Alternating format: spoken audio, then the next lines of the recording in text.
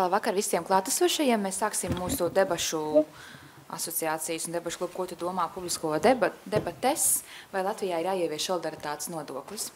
Un pirms mēs to sākam, došu īsu vārdu mūsu valdes loceklei Laumai Vernerei. Lūdzu, Lauma. Jā, sveiki. Paldies jums liels visiem, ka jūs atnācāt, un man ir gods jūs sveikt, ko tu domā vārdā, un es mazliet varbūt pastāstīšu par to, kas ir, ko tu domā. Ko tu domā ir organizācija, kura cenšas attīstīt debašu kultūru Latvijā, jo tas mūsu tā kā ideja ir tā, ka mēs domājam, ka ar debatēm cilvēki var pasniegt savu viedokli un argumentēt un sasniegt daudz ko vairāk nekā vienkārši runājot un strīdoties. Un tas, kā mēs mēģinām attīstīt šo kultūru Latvijā, ir pirmkārt šīs publiskā daļa, ko jūs redzat, kas ir gan publiskās debates, gan online debates IRLV platformā, gan arī radio debates jauniešiem, un tā kā dažādas lietas, kur mēs publiski mēģinām rādīt, kā ar debatēm konkrētas tēmas var analizēt labāk. Bet tā otra daļa, kas varbūt ir mazāk redzama ārējai pasaulē, ir tā kā debašu apmācības, ko mēs vadām gan vidusskolēniem, gan augstskolas studentiem. Mēs rīkojam reģionālās apmācības, kur mēs šogad brauksim vēl uz 3 reģioniem ārpus Rīgas, kur mēs taisīsim lielas apmācības gan skolotājiem, gan skolēniem, lai censtos attīstīt debašu kultūru un debašu pulciņus skolās un principā arī augstskolās. Vēl viena lieta, ko mēs darām debašu mācību attīstībai, ir ikgadējās debašu akadēmijas rīkošana, kur mums katru gadu brauc lektori no visas Eiropas un principā arī no visas pasaules.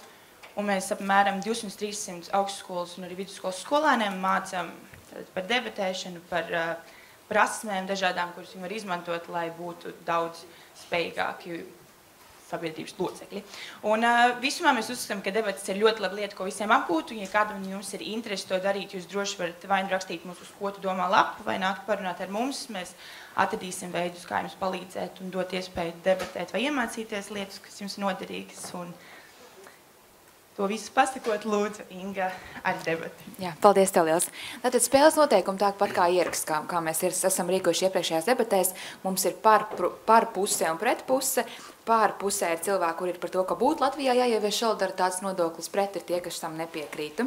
Kā vienmēr mums ir 3 pret 3 runātāji, katram būs 5 līdz 7 maksimums minūtes laika, to mēs strikti ievērosim, kad nāk šeit priekšā un izstāstīt savus argumentus, un pēc tam mums ir diskusijas daļa, kur var debatētāji runāt savā starpā un arī gaidīt jautājumu no jums. Pirms mēs sāksim debati, es aicināšu, veiksim mazo testu, un gribam saprast pirms debates, tad cik cilvēki no jums ir par to, ka Latvijā būtu jāievieš solidaritātes nodoklis. Un līdzīgi attēlu mēs veiksim arī beigās, lai redzētu, vai šī debata ir mainījusi šeit kāds šo cilvēku viedokļus. Tad varbūt paceļam rokas tie, kur ir par to, ka Latvijā būtu jāievieš šāds nodoklis.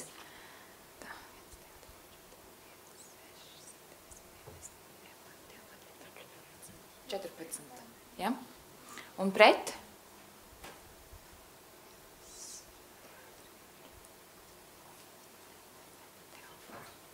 13, 14 pret 13, un tad pārējie atturās, cik ir atturētāji? 3, 6, 7. Evi arī atturās, ja? 7, 8. Labi, paldies liels. Iepazīstināšu ar mūsu šī vakara debatas dalībniekiem. Tātad, kā vienmēr ierasts, gan par pusē, gan pret pusē pirmie runātāji ir pieredzējuši debatētāji. Tas nozīmē, ka viņi nav nodokļu vai kaut kādi eksperti, bet viņi ir cilvēki, kas zina, kā debatē, jo mūsu mērķi šīm visām debatēm ir arī parādīt, kādi ir tie galvenie debatēšanas principi, kā izvēlēties argumentus un kā dot pierādījumus, lai tā debata arī būtu kvalitatīva. Un tātad šoreiz par pusē pieredzējusi debatētāji būs Sintīta Rasova, savukārt pret pusē būs Niklaus Matusēviču. Pārpusē oficiālie īstie debatētāji būs Arvilis Ašerādens, kurš ir Finanšu ministrijas parlamentārais sekretārs un bijušais Saeimas deputāts. Un otrs pāra debatētājs būs politiķis Simants Parādnieks, Saeimas deputāts Nacionālā apvienība Visu Latvijai, Tēvzemē un brīvībai LNK. Savukārt pret debatētāji būs Anisis Dobelis no biedrības Progresīvie vadītājs un Vjačeslavs Dombrovskis, arī bijušais politiķis, bijušais ekonomikas ministrs un tagad domnīcas certus direktors. Tā kā es domāju, ka mēs esam iepazinušies, esam veikuši arī sākotnēju aptāvi, tad secināšu pirmo debatētāju, un tā būs Sintīta Rasova, kura šajā gadījumā pārstāvēs pozīciju par to, ka būtu jāievieš progresīvais nodoklis. Lūdzu, Sintīta, šeit. Es uzņemu laiku, tiklīdz kā būs 5 minūtes, es piesitīšu 2 reizes, lai jūs zinat, ja, un tad kā ir 7 minūtes, tā es citu jau 3 reizes, ka ir jābeidza. Tā, varam sākt. Tā, labdien, dāmas un kungi! Šodien mēs runāsim par solidaritātes nodokli, un kā jau mani pieteicis, pārstāvēšu to, ka mums vajadzētu solidaritātes nodokli. Tātad sākumā, kas tas ir? Tās ir nodokļu izmaiņas, kas ietekmēs apmēram 4700 cilvēkus Latvijā. Tas ir nodoklis, kurš ietekmēs cilvēkus, kur ienākumu gadā pārsniedz 48 600 eiro summu, kas ir valsts sociālās apdrošināšanas iemaksu likmes griesti. Netiks veidot jauna nodokļu sistēma. Tā saglabāsies zem šī brīža vecās sistēmas. Izmaiņas notiks tieši tā, ka valsts sociālās apdrošināšanas iemaksu likmes atmaksa 10,5% apmērā netiks saņemta katra gada beigās, kā līdz šim tas ir bijis. Un šīs izmaiņas nejutīs paši darba ņēmēji, tās izjutīs vairāk paši darba devēji. Ar šīm izmaiņām un citām iecerēm, kas paredzēts 2016. gada budžetā, budžets tiks papildināts par 120 miljoniem eiro. Un tas tiks novirzīts problēmu jautājumu risināšanai, kā piemēram iekšējā un ārējā drošība, izglītība un veselības aprūpe. Šīs sfēras ir paredzēts mainīt ar nodokļiem, kas tiks iegūt arī ar solidaritātes nodokli. Un tātad šīs dienas debatē es vēlos norādīt uz 3 galvenajiem punktiem. Ar šo nodokli tiks novērsta nodokļu regresivitāte, un ar šo nodokli uzņēmēji investēs paši savā izaugsmē. Un treškārt, ar to tiks samazināta sabiedrības nevienlīdzība. Un esmu iepazīstinājusi jūs tātad pie debates. Vēlos uzsvērt, ka solidaritātes nodoklis ir labākā un ātrākā šī brīža alternatīva budžeta papildināšanai. Mēs nenoliedzam, ka ir citi veidi, kādos to izdarīt, bet, kā jau es teicu, šis ir ātrākais un efektīvākais veids šobrīd. Un solidaritātes nodoklis var uzlabot sabiedrības kopējo finansiālo, ekonomisko un sociālo stāvokli. Turklāt šajā brīdī nav nepieciešams īpašs administrēšanas process, lai izveidot jaunu sistēmu. Kā ir paredzēts turpmāko gadu, solidaritātes nodoklis tiks veikts jau zem esošās sistēmas, un tas ir kā pirmais solis pretīm progresivitātes nodoklim, kas tiktu īstenots pēc solidaritātes nodokļa. Tātad, pirmais arguments – nodokļu regresivitātes novēršana. Ko es ar to domāju? Tātad lielāko nodokļu slogu šobrīd sabiedrībā izjūt tie, kas pelna mazāk, bet finansiāli vislabāk nodrošinātā daļa šo nodokļu slogu nejūt tik stipri. Vadoties pēc 2015. gadā veiktās ekonomiskās sabiedrības un attīstības organizācijas publikācijas, Latvijas darba spēka nodokļu sistēma ir ar tendenci uz regresivitāti, kaut gan mēs zinām, ka Latvijā eksistē proporcionālā nodokļu likme, bet mēs redzam, ka realitātē līdz ar 2014. gadā ieviesto sociālo apdrošināšanu likmi, šis nodoklis tomēr kļūst regresīvāks, kā jūs varat redzēt arī jums izsniegtajos materiālos. Šāda sistēma veicina krasu sabiedrības noslāņošanos. Turīgākie paliek turīgāki, bet nabadzīgākie vēl nabadzīgāki. Un šāda sistēma it nemaz nav laba sabiedrības attīstībai. Un šķiet tikai loģiski Latvijas valdība vēlētos šādu sistēmu novērst, vai vismaz samazināt iespēju robežās. Ar to esmu parādījusi, ka pirmais punkts, kas mums ir jānovērš, ir nodokļu regresivitāte, un pie otrā argumenta.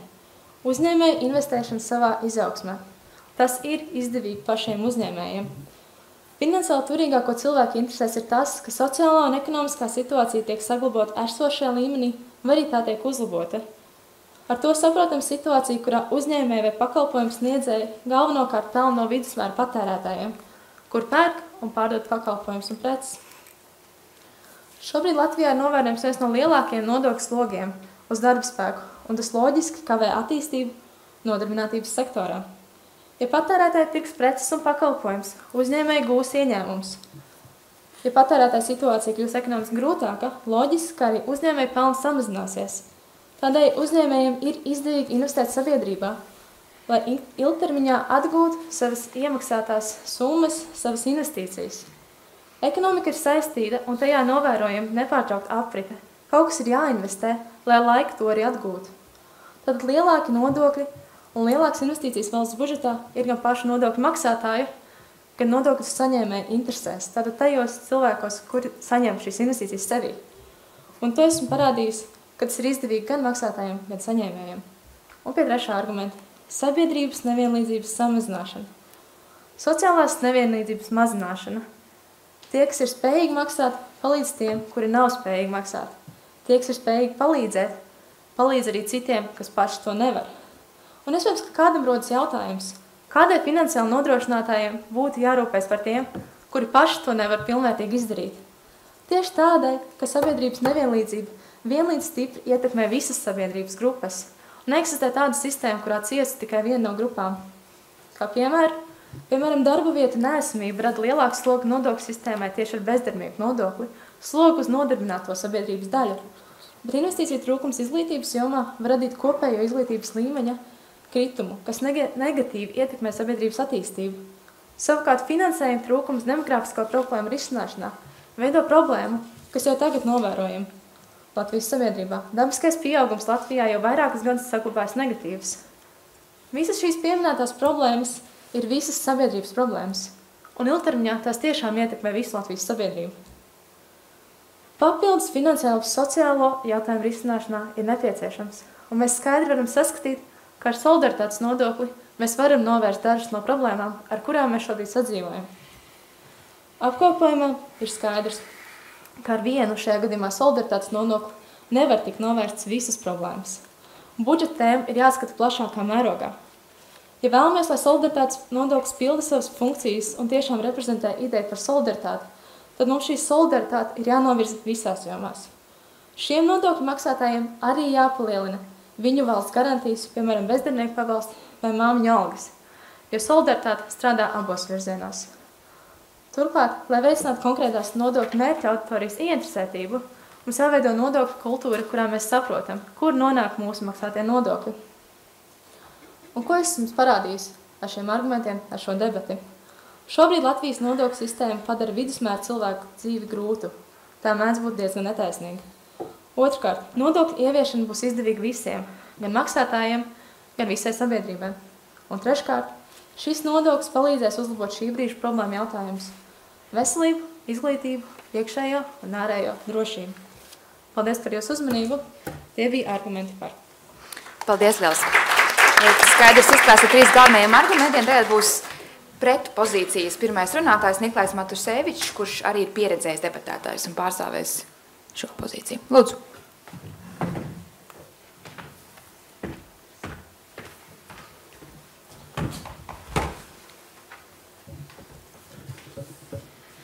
Sveiciens visiem!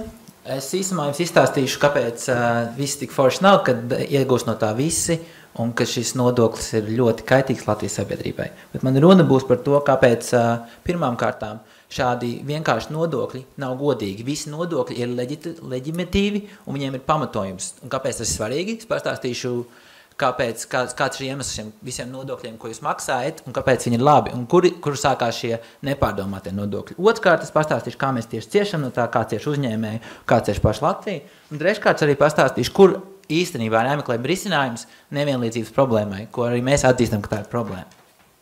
Pirmkārt, solidaritātes nodoklis strādā līdzīgi kā sociālās apdrošināšanas obligātā iemaksa. Tikai vienā brīdī mēs nogriežam pie 4000 eiro, un tie, kas pelna vairāk, nemaksā. Jo mūsu valdība domā, ka viņiem būtu kaitīgi, ja viņiem būtu vēl lielākas pensijas, lielāka pabalsti. Un šo loģiku var saprast. Bet kas notiek, kad šo nodokli, ko mēs liekam, viņi pielīdzina šim valsts sociālās apdrošināšanas obligātai iemaksai, bet paši cilvēki, kas to maksā no šī nodokļa, ja viņi maksā virs 4000 eiro, viņi neko nesaņem.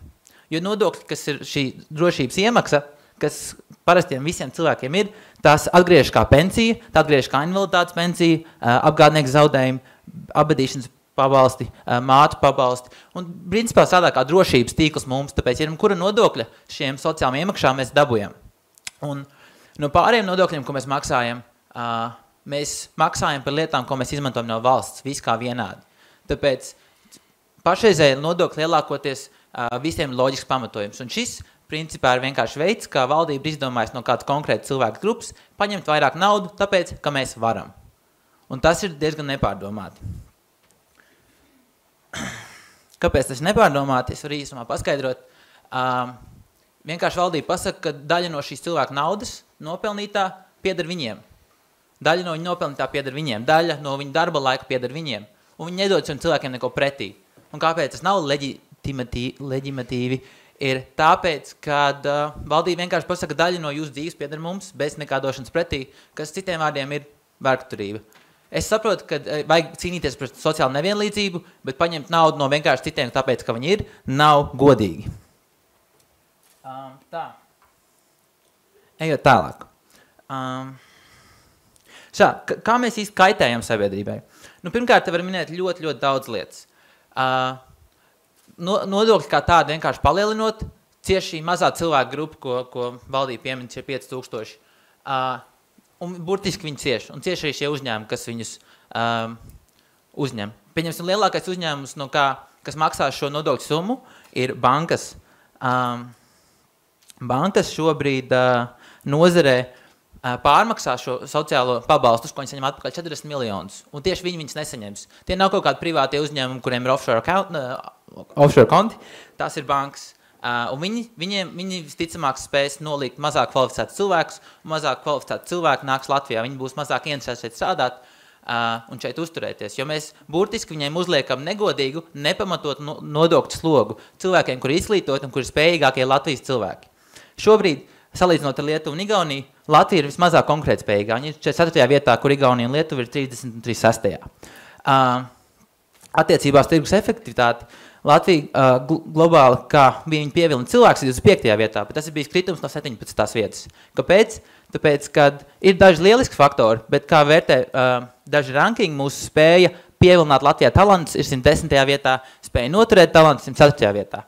Un ar šādiem nodokļiem, nepamatotiem, bagātiem, veiksmīgiem, gudrākiem, centīgākiem cilvēkiem, kas parasti ir menedžeri, mēs uzliekam vēl lielāku vēlmi nenākt uz šejieni. Un manam viedoklim arī ļoti piekrīt Latvijas tirdzniecības un rūpniecības kamera, jo es arī vietām citēju Lienīti Cauni, kas ir lielākais, varbūt ne, kas ir diezgan liels uzņēmumu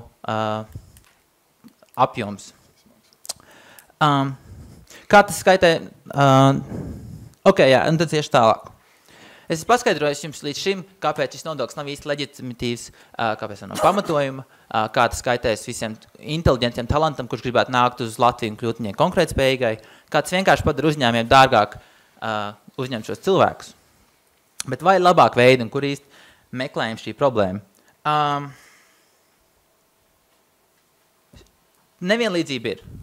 Un nodokļus, protams, iegūt lielāks valstī ir pozitīvi un labi, tas to neviens nevar noliegt.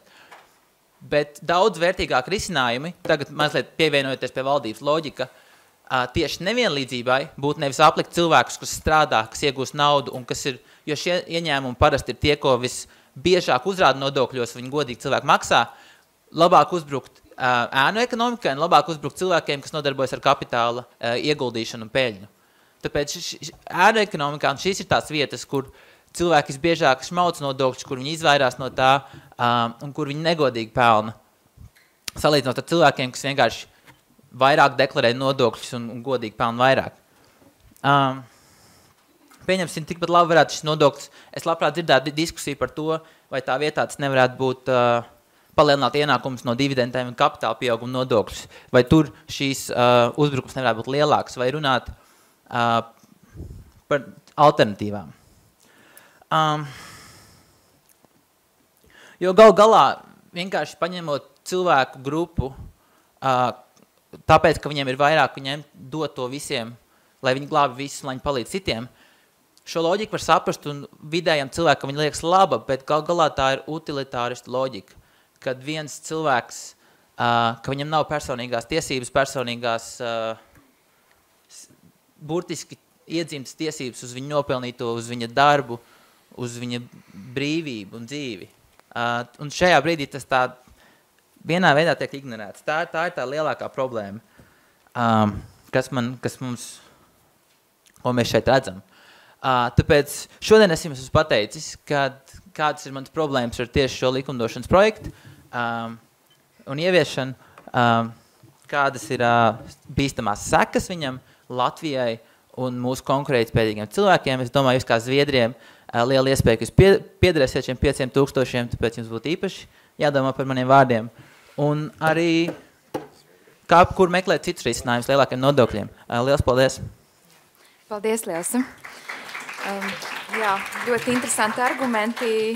Tagad secināšu Arvelu Ašrādenu no Finanšu ministrijas, kur viņš ir parlamentārais sekretārs, un izskaidrot, kādēļ tad jūs gribat aizdzīt no Latvijas tos gudros prātus. Tā, tuliņās varam sākt.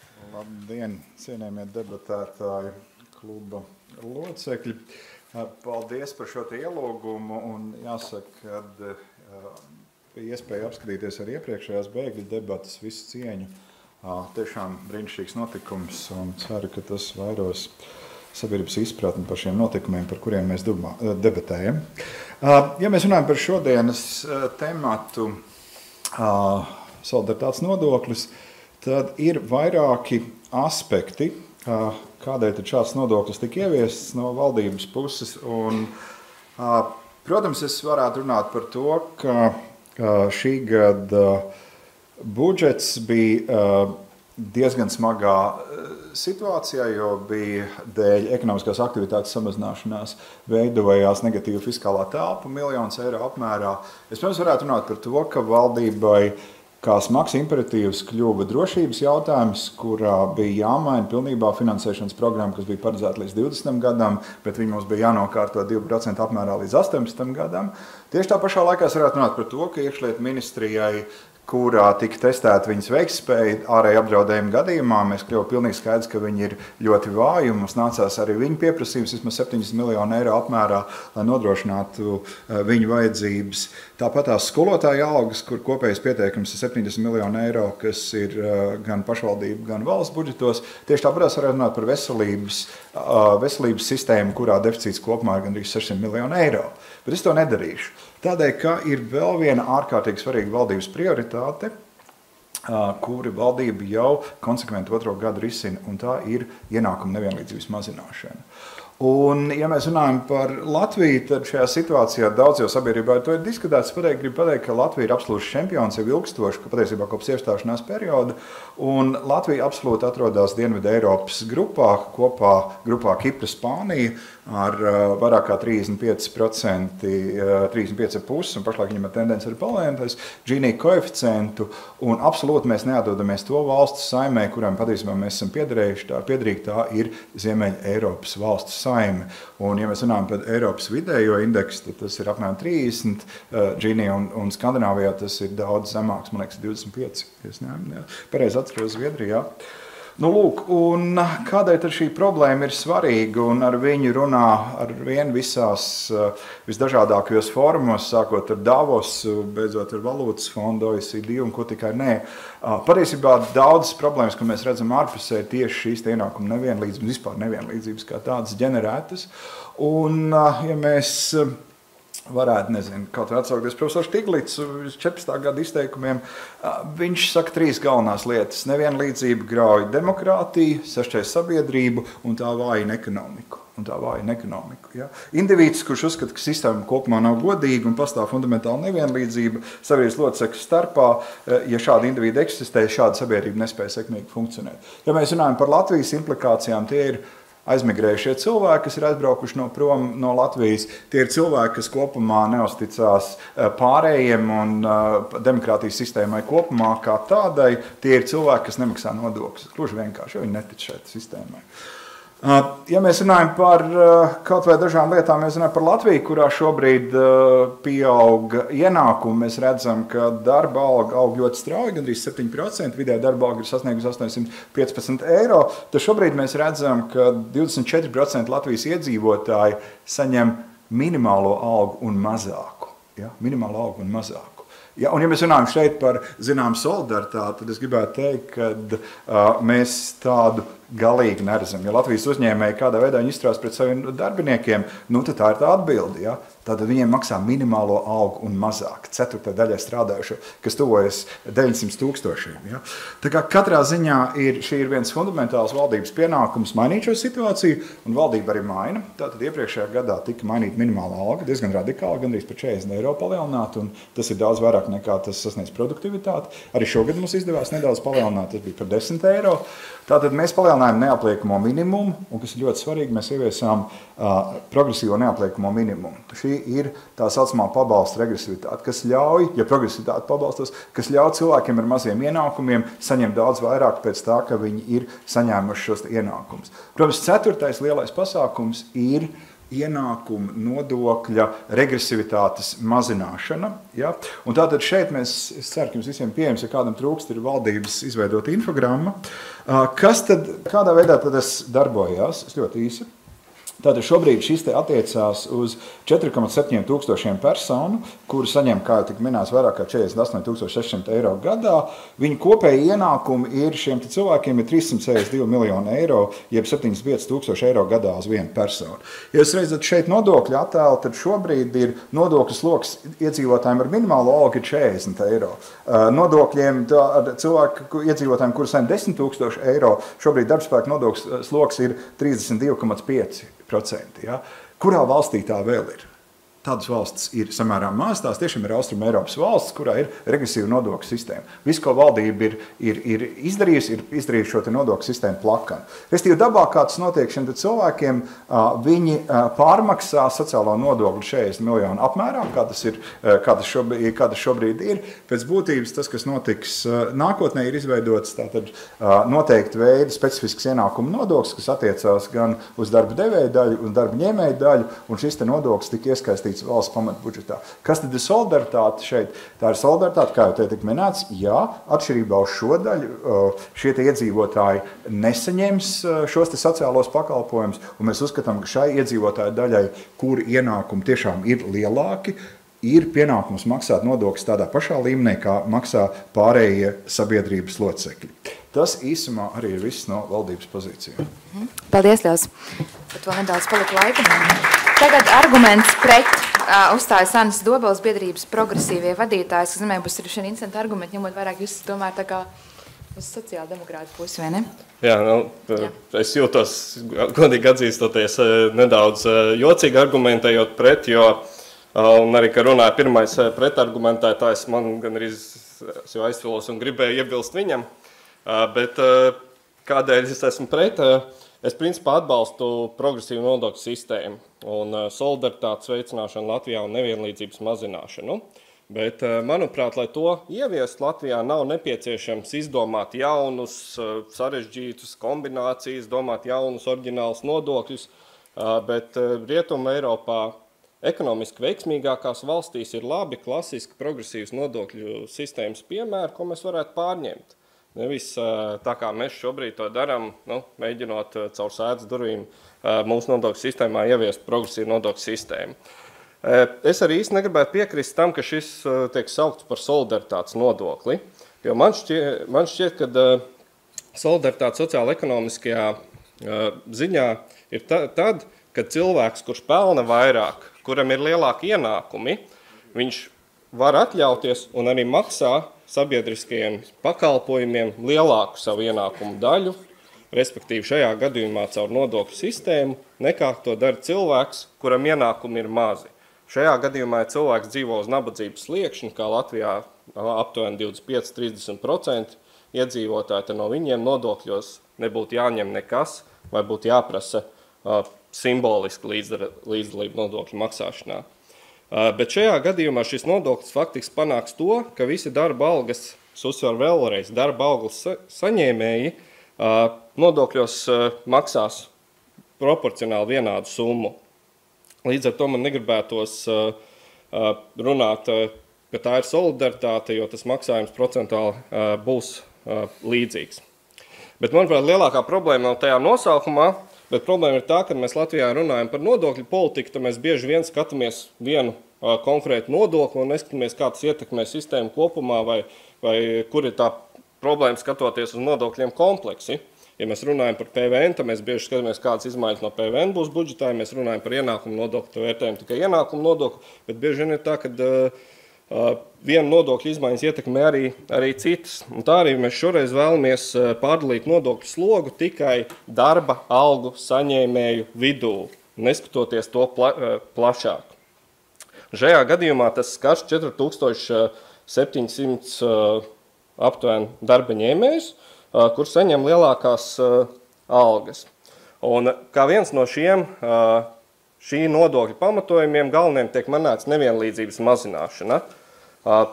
Šo pamatojumu daudziem politiskiem piemēriem min līdz šim politiskām rīcībām, likumprojektiem min valdošā koalīcija jau aptuveni no krīzes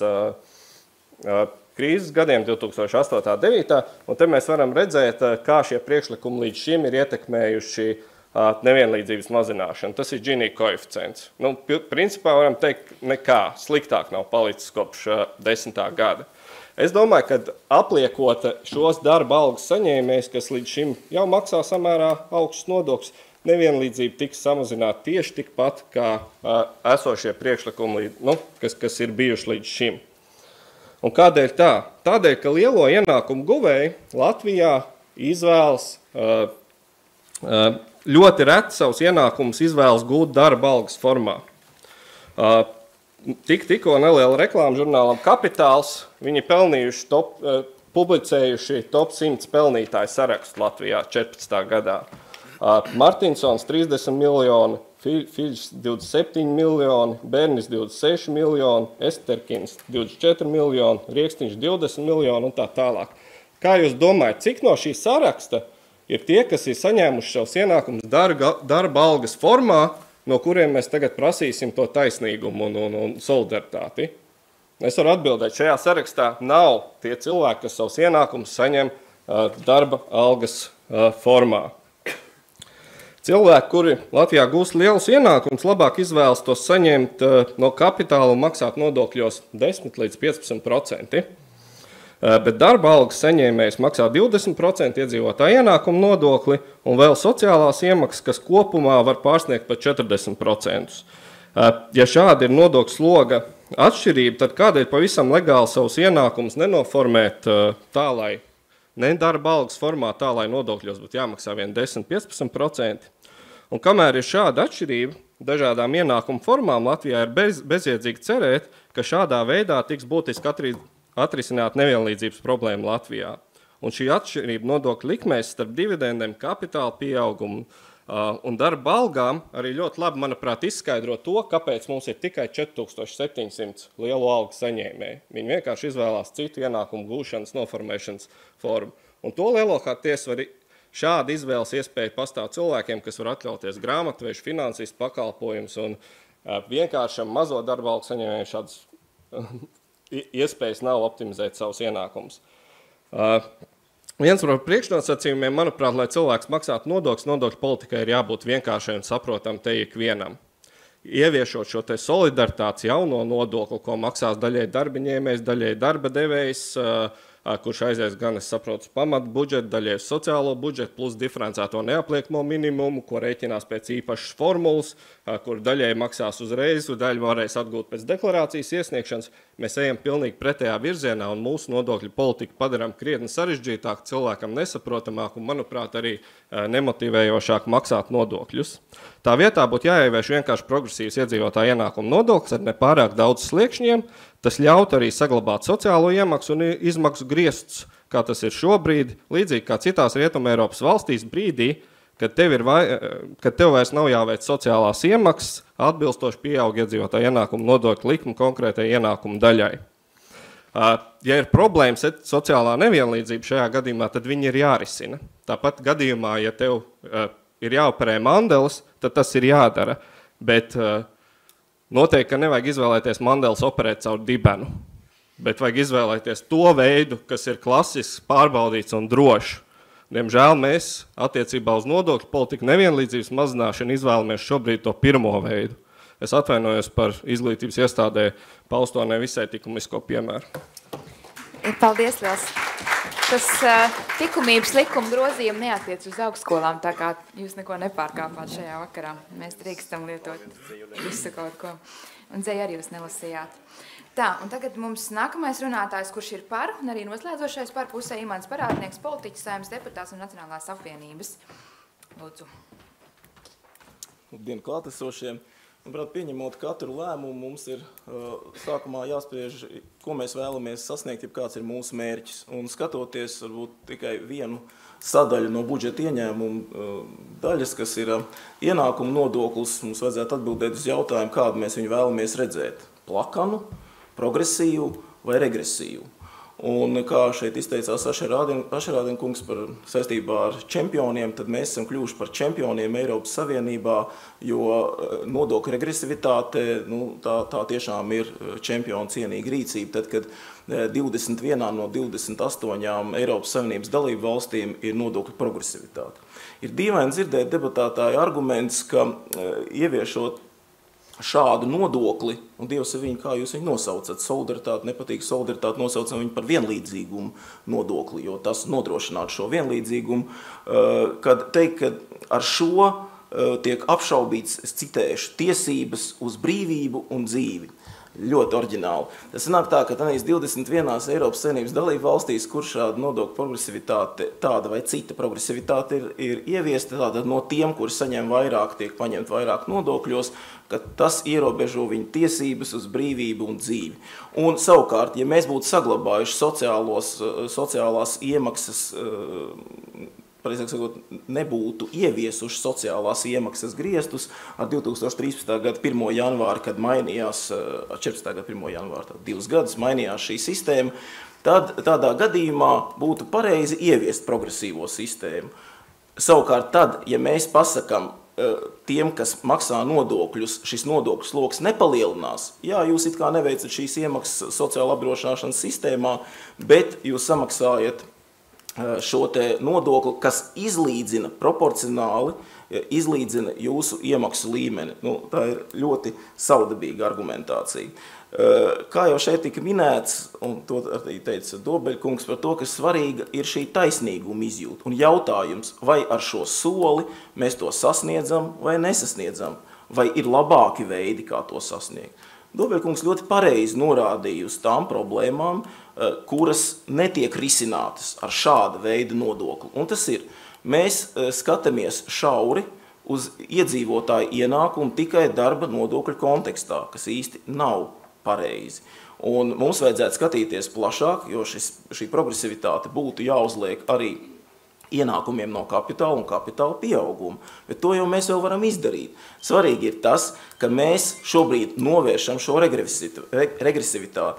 Protams, kā es jau teicu, būtu iespējams atcelt lēmumu par iemaksu griestu noteikšanu, un ko mēs varam izdarīt, kā tas ir daudzās citās Eiropas Savienības dalību valstīs, kad neeksistējot iemaksu griestiem, tiek noteikti ierobežojumi izmaksām uz dažāda veida apdrošināšanas gadījumiem, kur šeit arī tika minēti.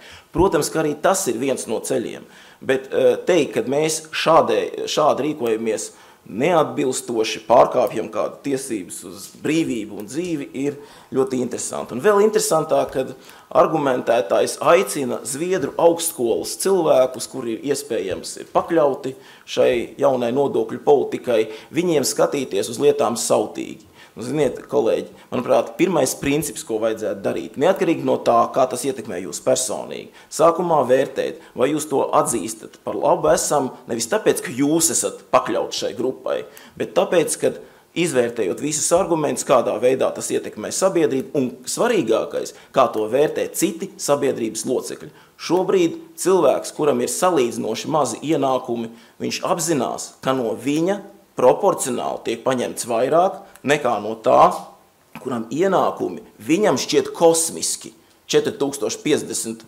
eiro, kuri tiek aplikt ar tādu pašu nodokļu slogu, kāds ir viņam, un virs tās summas nomaksā tikai iedzīvotāju ienākumu nodokli. Tie nav ne loģiski, ne arī cienīgi argumenti. Un tieši tāpēc šis nodokļu veids, lai kā mēs viņu nosaukt, varbūt atrodam labāku nosaukumu šajā auditorijā, es piedāvāju vienlīdzīgumu nodoklis, jo nav stāsts par nosaukumu, stāsts ir par principu, viņš būtu jāievieš. Sliktākais būtu, ja mēs ieviešot šo nodokli pēc kāda laika, pasakam, ziniet, pēc gada vai pēc 2, tagad mainīsim sistēmu.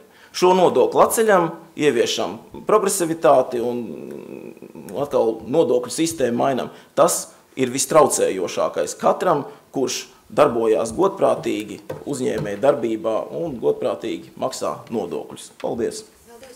Nekas, es domāju, ka es savus argumentus galvenos izklāstīju. Jūs tā kā emocionāli papildīs. Labi, paldies. Tad pēdējais runātājs Ašlaus Dombrovskis, Domnīcas Certus direktors. Labvakar. Man no vienas puses ir prieks, ka man ir tāds gods pateikt pēdējo vārdu. No otras puses, paskatīties uz programmu, ja pirmie ir pieredzējuši debatētāji, tad, laikam, varbūt pēdējie ir tāds vismazāk pieredzējuši. Amatieri, jā, tieši tā. Labi, es neterēšu pārāk daudz no jūsu laika. Es aicināšu katru klātesošu, padomāt par to situāciju, kura droši vien jums ir bijusi. Kad jums vajadzēja pieņemt, jūs arī pieņemat kaut kādu, teiksim tā, pretrunīgi vērtētu lēmumu, ja? Ar kādiem iemesliem, kuri tie patiesi iemesli jums droši vien bija zināmi, ja? Bet, tie patiesi iemesli ir viena lieta, bet visiem gribas izskatīties labi. Un tād nāk tie citi iemesli, kas ir tā, nosauksim tāds PR, teiksim tā, lai izskatīties labi citiem, un tā skaita arī sev. Tāpēc, kāpēc to sāku, šeit ir tas jautājums, ja, par ko mēs īsti diskutējam, vai šis solidaritātes nodoklis liecina par, tā teikt, īsto finanšu ministrijas valdības vēlmi cīnīties ar ienakumu nevienlīdzību, jeb tie īsti iemesli ir kaut kādi citi, un tas ir vienkārši PR, kura gadījumā nav īpaši skaidrs, par ko mēs te īsti diskutējam. Tāpēc es jūs aicinātu līdz ar to izvirzīt šādas, padomāt par tām divām hipotēzēm. Ja? Pirmā hipotēze, tas ir, tā teikt, īstais solidaritātes nodoklis, otra hipotēze, tas ir PR, un tas īstais iemesls ir kaut kas cits.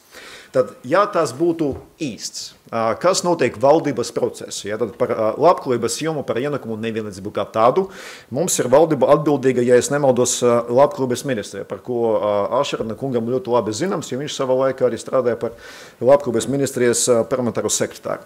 Tad parasti labklājības ministrija izstrādā nevienlīdzības mazināšanas programmu, piedāvā valdībai, tiek doti uzdevumi ministrijām, tā izskaitā finanšu ministrija, uztaisīt kādus pasākumus nodokļu jomā. Ja?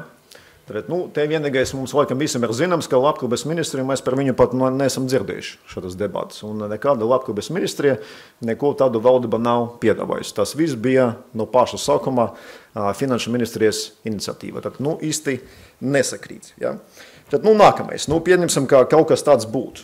Un finanšu ministrija tiešām būtu uzdots kaut ko izdarīt ienakumu nevienlīdzības mazināšanas jomā.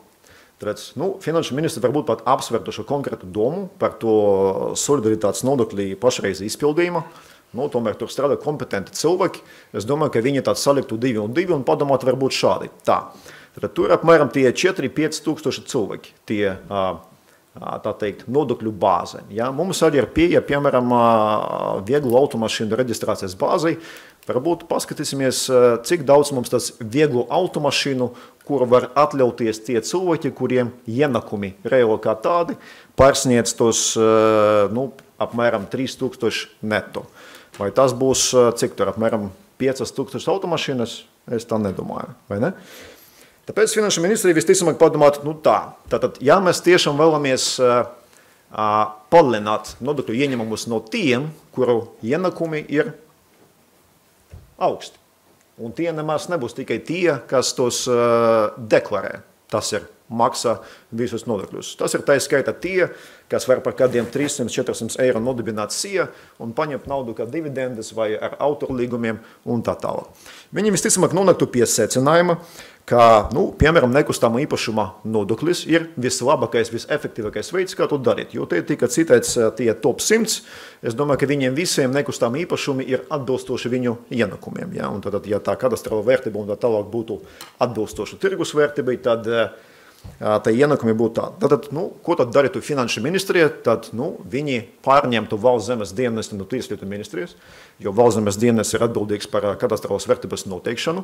Viņi samazinātu nekustamā īpašuma nodevu no 2% līdz 1%, jo droši vien kompetenti cilvēki saprastu, ka šī nodeva veicinā nepatiesu ziņu sniegšanu par nekustamā īpašumu darījumiem un tā tālāk. Vai finanšu ministrija to dara?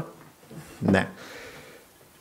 Ejam tālāk. Ja tad tiešām būtu vēlme mazināt to ienakumu nevienlīdzību, tad varbūt politiķi arī padomāt par to, kur tā nevienlīdzība rodas. Varbūt arī tā skaita pie diezgan nevienlīdzīgām iespējām paša sākuma, teiksim, skolām. Mēs runājam par to pašu, kas notiek mazajās lauku skolos, cik saņem tur skolotāji, vai tā izglītības kvalitāte un arī izglītības rezultāti ir vienādi lauku reģionu skolas ar pilsētas skolām un kaut ko darītu šajā sakarā.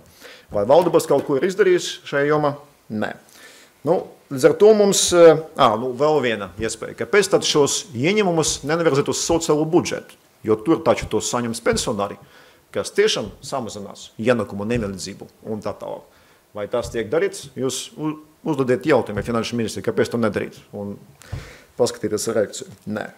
Tāpēc, kas tas ir? Īstais stāsts. Finanšu ministrija tiek dots uzdevums dabūt nodokļu ieņemumus, lai palielinātu izdevumus aizsardzībai. Finanšu ministrija izvēlēs no sava skatu punkta visvieglāko veidu, kā to darīt. Paņemt no tiem, kas nodokļus jau maksā. Protams, ka šis iemesls nav īpaši skaists, tāpēc PR departamentam tika uzdots uzdevums uztaisīt tam labu PR. Šādi parādījās solidaritātes vai bagatnieku nodoklis. Tāpēc, tas arī izskaidro, kāpēc nekustamā īpašuma nodoklis, tāpēc, ka tas nonāk pašvaldībam, aizsardzību finansēt nav iespējams. Tas izskaidro, kāpēc to neizvirzīt uz sociālo budžetu, tas nonāk pensionāriem, arī aizsardzības izdevumus nekad nefinansēs.